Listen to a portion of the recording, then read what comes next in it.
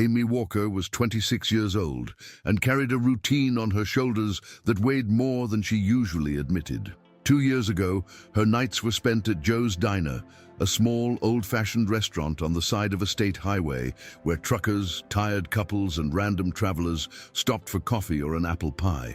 She lived alone in a cramped studio, with rent always overdue and bills piled up on the refrigerator. Yet she still maintained a gentle smile on her face, even if no one seemed to notice it. It was early November, and it was cold enough to make the kitchen floor slippery and the customers' moods more grumpy. That Wednesday was especially empty. Few tables occupied, no lively conversation, and a stack of tips that barely filled the bottom of the glass mug where she kept them. If you like real stories that warm the heart and show how small gestures can change destinies, enjoy this video, subscribe to the channel, and hit the bell so you won't miss the next ones. She was drying a mug for the third time when the doorbell rang, announcing the entrance of a man who didn't match the setting. He had slumped shoulders, deep-set eyes, and an unshaven beard that didn't seem intentional. His clothes were worn, dirty at the hems, and the faded brown coat looked too big for him, as if it had shrunk inside him over time. Despite his dejected appearance, the man carried a posture that Amy would only recognize later, that of someone who once inspired respect, but who now bore an invisibility imposed by the world. He approached the counter, pulled out a crumpled $5 bill from his pocket, and asked in a low, dry tone, "What can I buy with this?"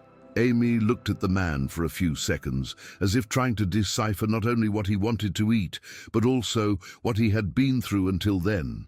That question wasn't coming solely from hunger. It came from shame, too. He wasn't asking for a favor. He just wanted a fair exchange. That touched something inside her that no tip in the world could ever reach. "Today we have a special promotion, sir," she said, improvising on the spot, with a firm voice but her heart racing. "Any dish of the day for $5. It comes with coffee and dessert." He hesitated. His eyes searched for some confirmation in the yellowed menu posted on the wall, but found none. Amy smiled lightly, as if she knew exactly what she was doing.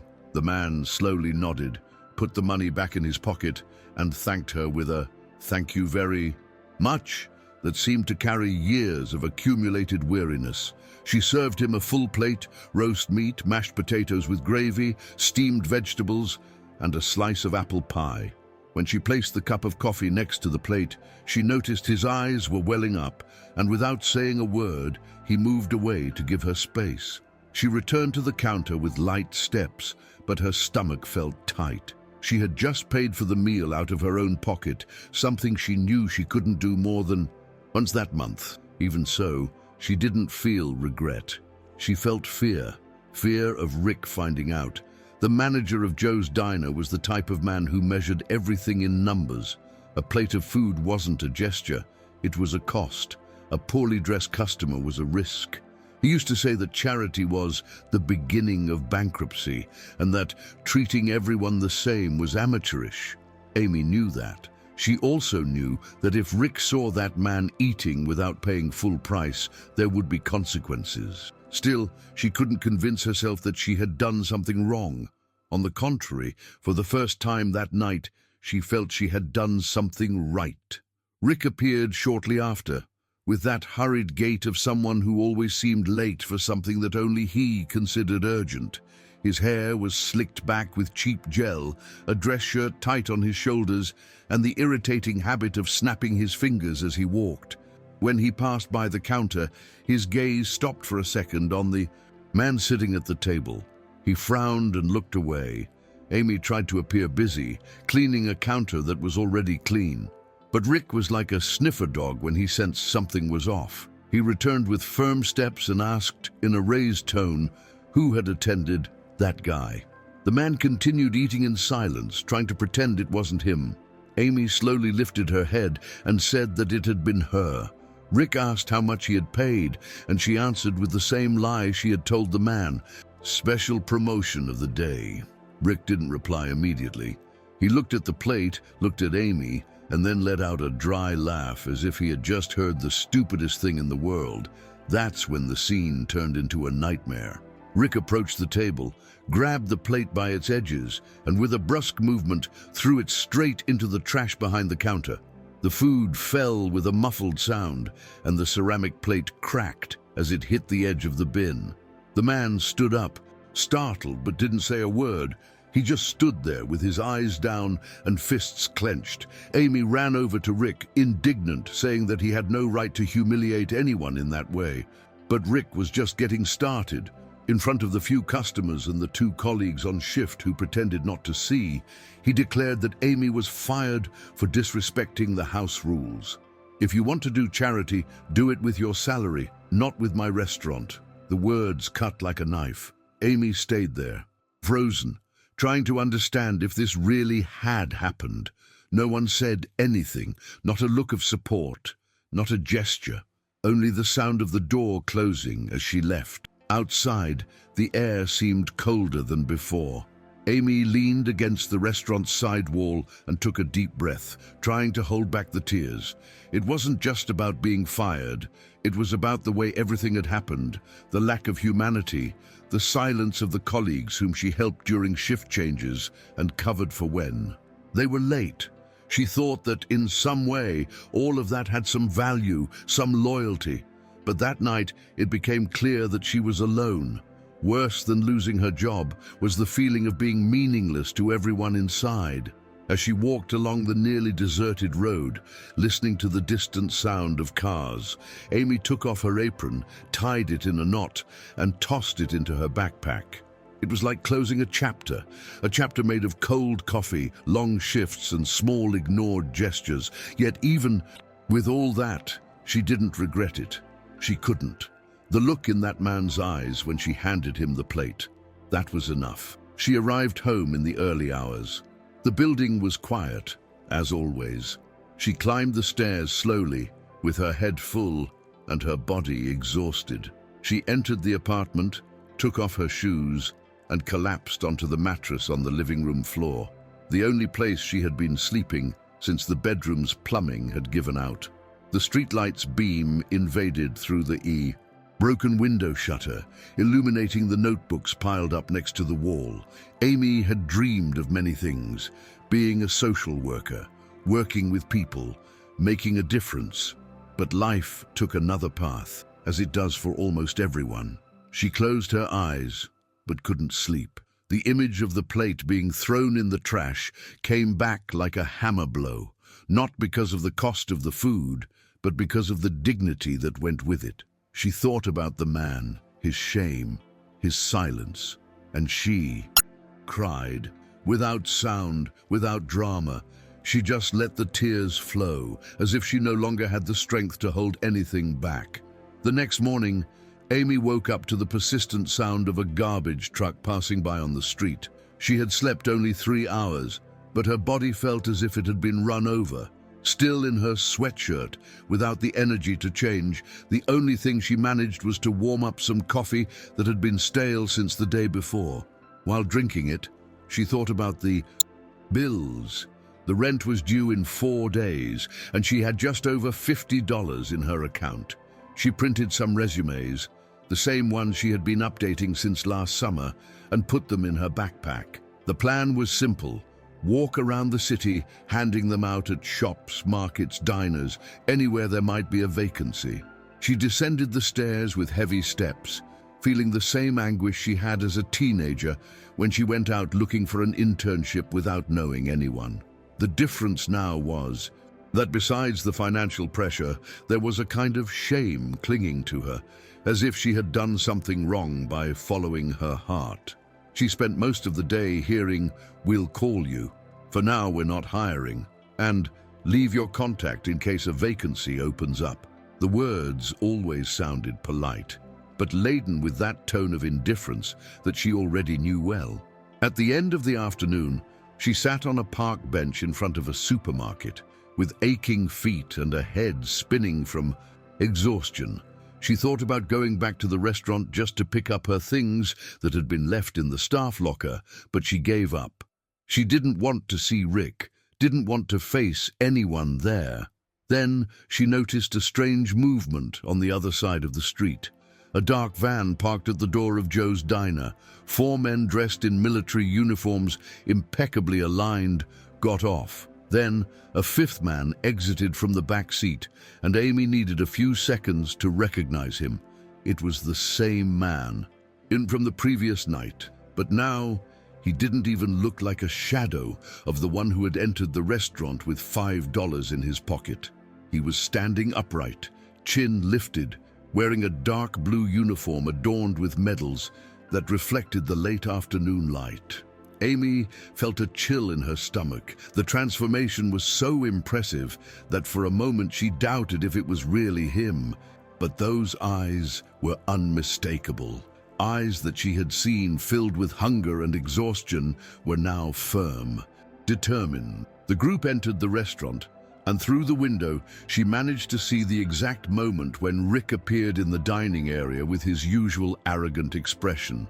The man, who she would later learn was named Frank, raised his voice. He didn't shout, but he spoke with authority. Amy didn't catch the exact words, but the tone was clear. Rick tried to laugh, then tried to argue, then tried to deny.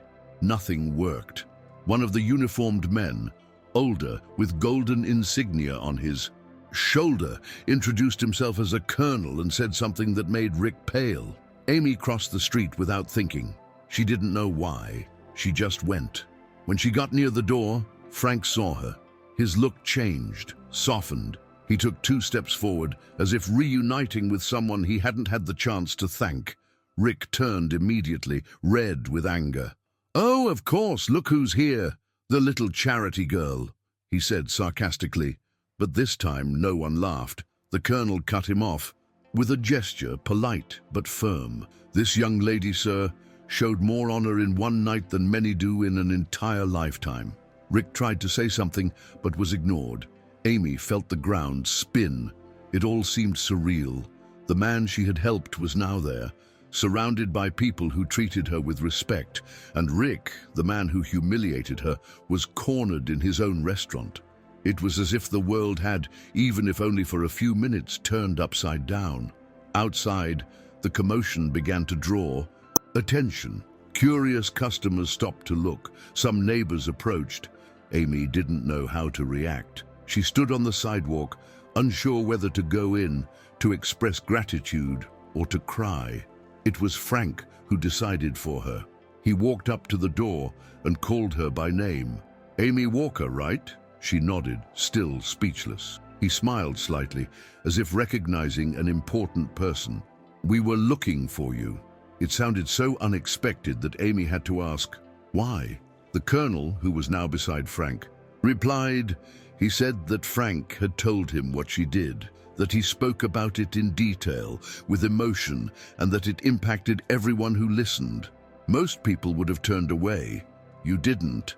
Amy tried to say that it wasn't a big deal, that she just did what she thought was right. But the colonel interrupted her kindly. "It was more than right. It was rare, and that's what we need." They invited her for a coffee nearby, a small place with iron tables and the smell of fresh bread in the air. Amy sat with them, still a little tense, as if she didn't know whether it was a meeting or a farewell. The colonel explained that he ran a transition center for veterans, a place where soldiers recently out of active duty tried to find some meaning, some path. Frank had just been admitted there, and when he told his story, Amy's name came up as a sort of symbol. "We need people like you, people who see beyond appearance, beyond the situation, people who understand." Amy frowned, confused. "But I have no training. I don't know anything about that world." The colonel smiled. "You know more than you think, and what you still don't know, we teach you." She didn't answer immediately. She looked at Frank's face, then the colonel's, and something inside her, something that had long been ignored, began to awaken. That night, Amy got home feeling different. It wasn't a feeling of victory nor of immediate relief. It was more like someone had, for the first time in a long time, reminded her that she existed. She spent hours thinking, pacing back and forth in the apartment, reliving every word, every glance. She was afraid, of course. Afraid of not being up to the task, of failing, of disappointing. But there was something stronger than that. The feeling that she could finally be part of something that mattered. It wouldn't be just any job.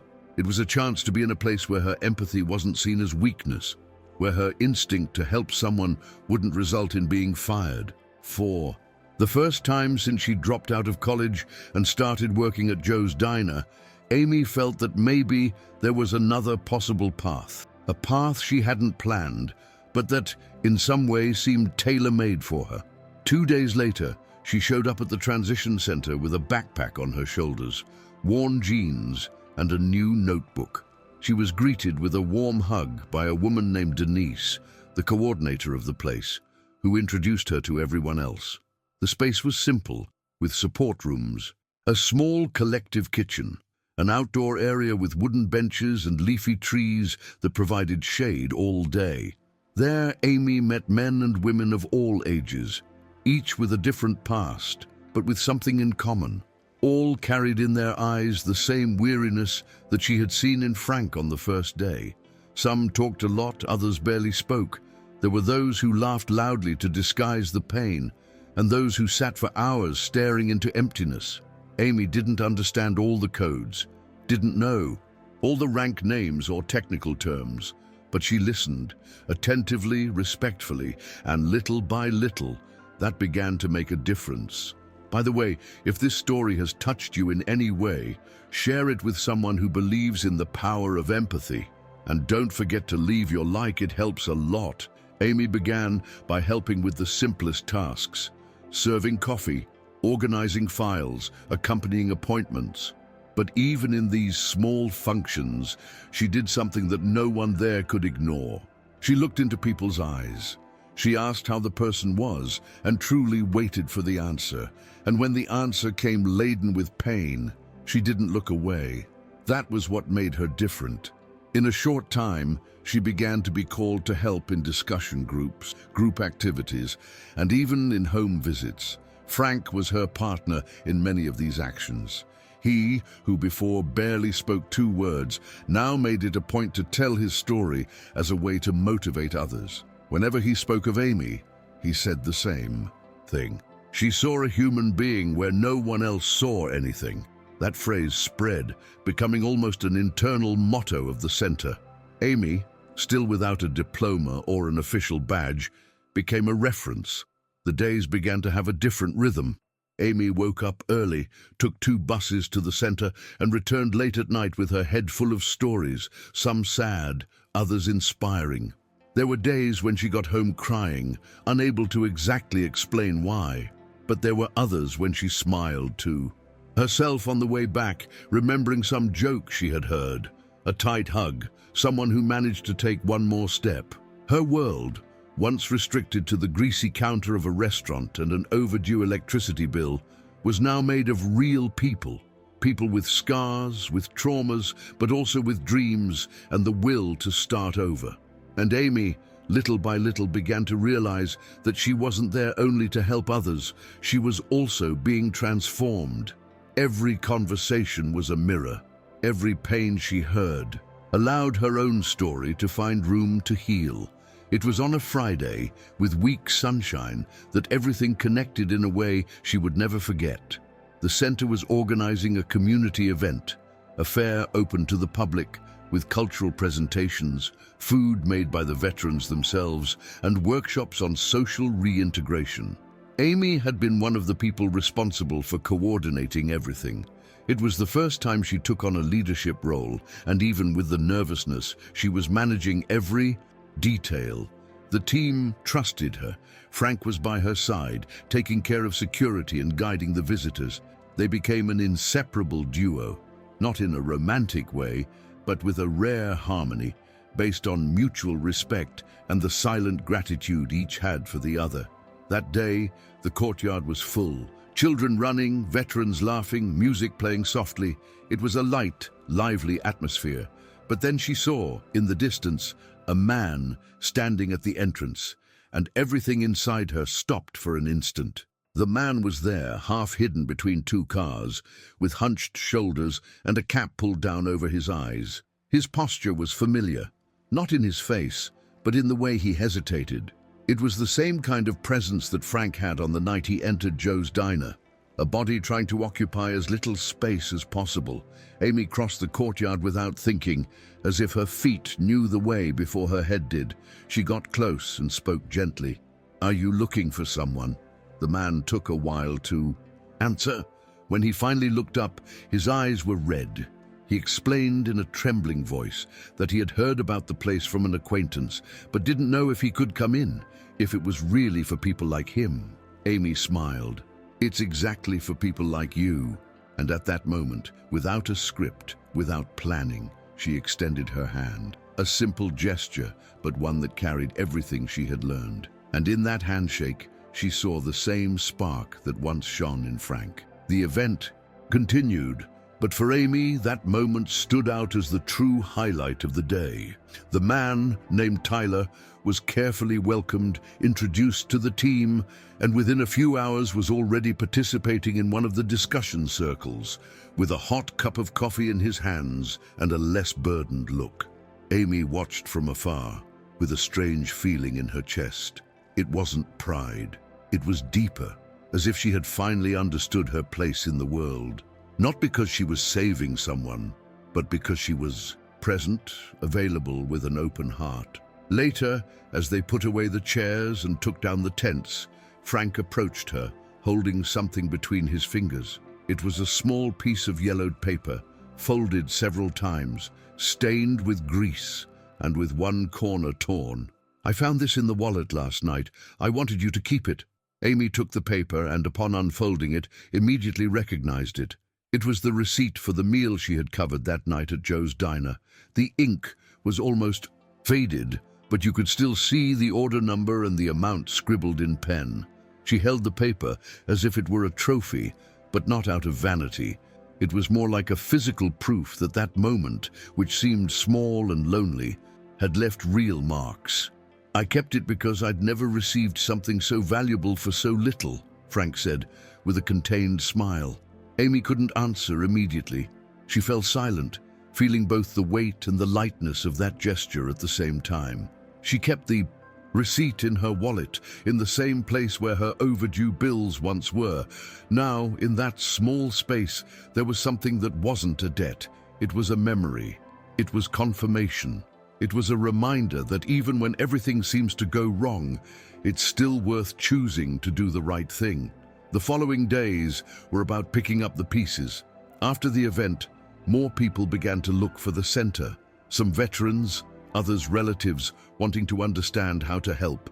Amy received an official badge with her name and title, Social Support Assistant.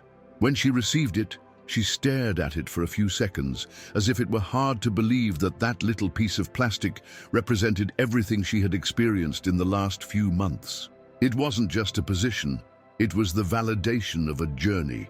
She still didn't have all the answers, nor was the path completely defined, but now she knew she was part of something bigger, and that was enough. She still faced difficulties. The salary was unfair but tight, the apartment remained the same, and the exhaustion persisted, but none of that weighed as heavily as before, because now each workday carried a meaning that she hadn't even known could exist. In one of the weekly meetings with the team, Denise asked each person to share something significant from the month. When it was Amy's turn, she hesitated. She wasn't sure whether to speak about the receipt, about Tyler, or the conversations with Frank on nights when neither of them could sleep. She ended up saying one simple thing. "For me, the most remarkable thing was realizing that what I thought was my biggest weakness was in fact my greatest gift." Some smiled, others nodded silently. After the meeting, Frank waited for her in the corridor and said, "That day at the restaurant changed my life. But now, seeing what you do here every day, I think it changed yours too." Amy nodded with a lump in her throat. It wasn't easy to hear that. It was beautiful, yes, but it also demanded that she accept that the pain of that difficult day had served a purpose. And little by little, she was beginning to believe it. The following week, Amy passed by Joe's diner, not out of nostalgia, but because she needed to face that place with different eyes. She was on the bus when she saw the restaurant empty, without the usual bustle. She decided to get off. She walked to the door and looked through the display window. Rick was still there, behind the counter, with the same tight shirt and rigid expression. The place seemed smaller now, darker, more tired. Amy didn't go in. She just stayed there for a few minutes, watching. She didn't feel anger, but she didn't feel compassion either. She felt distance, as if that version of herself had been trapped in that space, and now she was finally on the outside. Before leaving, she saw a new attendant serving an elderly man. The gesture was dry, automatic. No one smiled. That confirmed what she already knew. It wasn't her who had lost that job. It was the place that had lost someone who made a difference. When she returned to the center, she found a note on her desk. It was from Tyler. He thanked her for having seen him on the day he needed it most. He said that for the first time in years, he was sleeping better and that he would return to continue his treatment. Amy held the paper for a few seconds, with the same delicacy with which she had held Frank's receipt. She kept both together inside the notebook where she recorded reflections and small accounts of the stories she experienced there. That became her ritual. Every time something significant happened, she wrote it down. Not so as to forget, but to remember better, to give shape to what she felt. And it was then that she realized that her story with the center, with Frank, with the veterans, wasn't an isolated chapter. It was the beginning of a new book, one that she had never planned to write, but that she now wrote every day, with listening, with presence, and with choices that always came from the same place, compassion. Months later, Amy was invited to represent the center at a conference on the reintegration of veterans into civilian society. It was a large event, with people from various cities and professionals with years of experience. She almost declined, thinking she had nothing new to say. But Frank insisted, "You're not going there to teach, Amy. You're going to remind these people why they started." It took her a while to understand what he meant.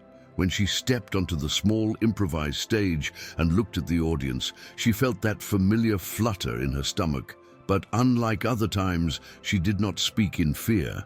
She spoke with truth. She told her story, not as a heroine, but as an ordinary person who one day chose not to turn away.